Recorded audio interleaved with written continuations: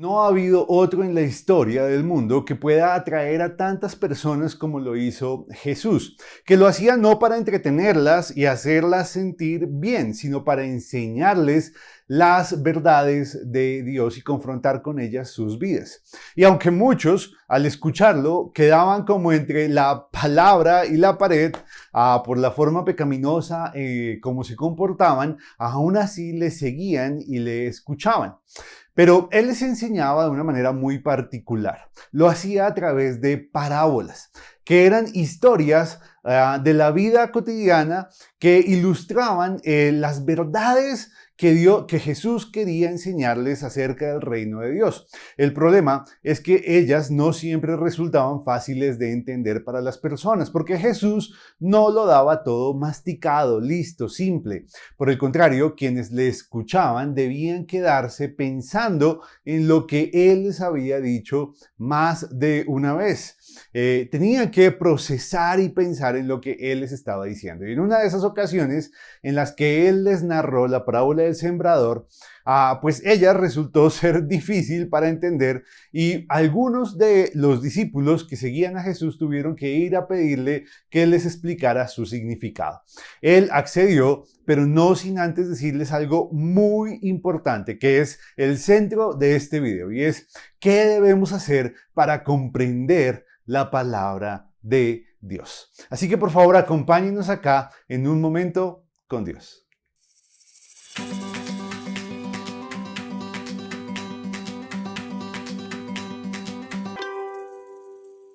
El pasaje que consideraremos el día de hoy lo encontramos en el capítulo 4 del Evangelio de Marcos.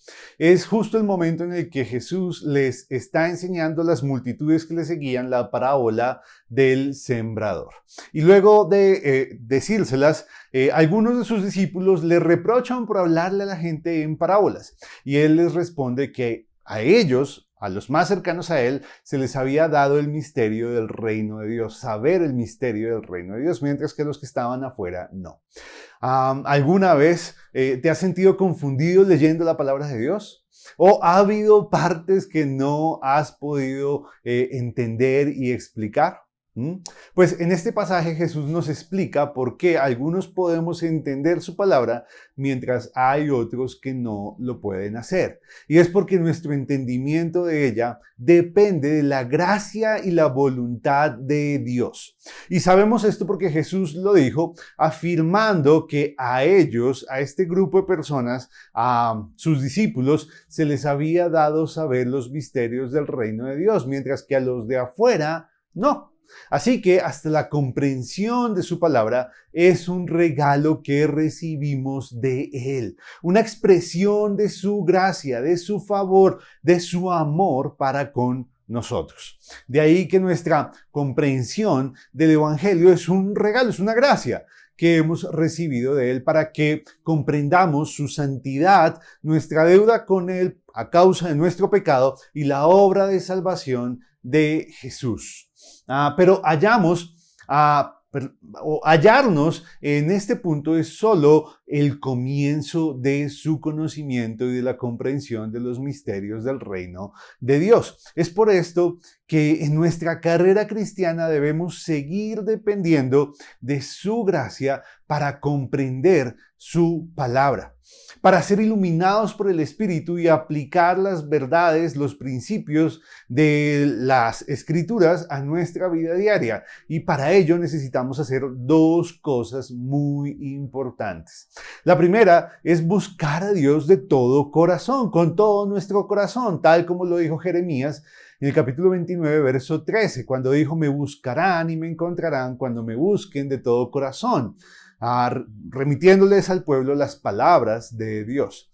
Y es a partir de ese deseo genuino de conocerlo a Él más que hallaremos la motivación para pedirle que nos dé su gracia de comprender la palabra. Porque comprenderla no depende de nuestros estudios, de nuestro coeficiente intelectual, tiempo en la iglesia o del predicador que nos la enseña, ni de la versión de la Biblia que usemos para estudiarla.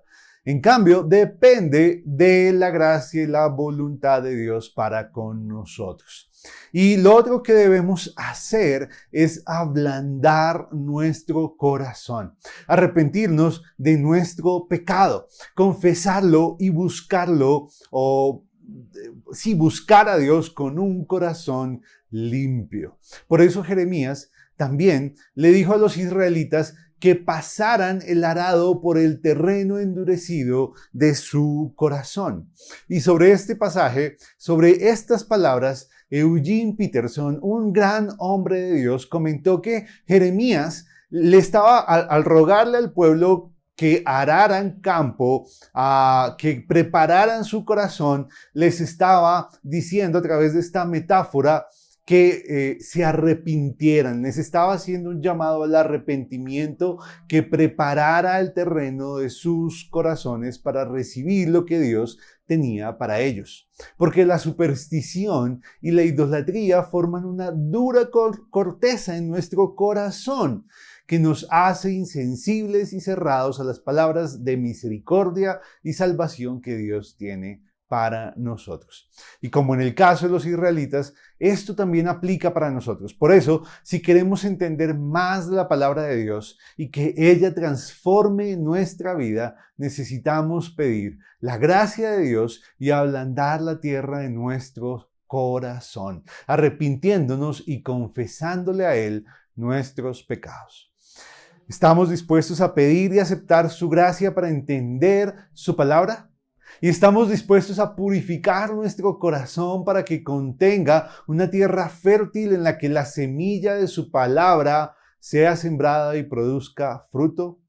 Pues la verdad es que vale totalmente la pena hacerlo. Así que Dios nos ayude a tener esa firmeza, ese deseo por Él, esa pureza de corazón que nos permita comprender su palabra y los misterios de su reino. Que Dios nos bendiga. Hasta luego.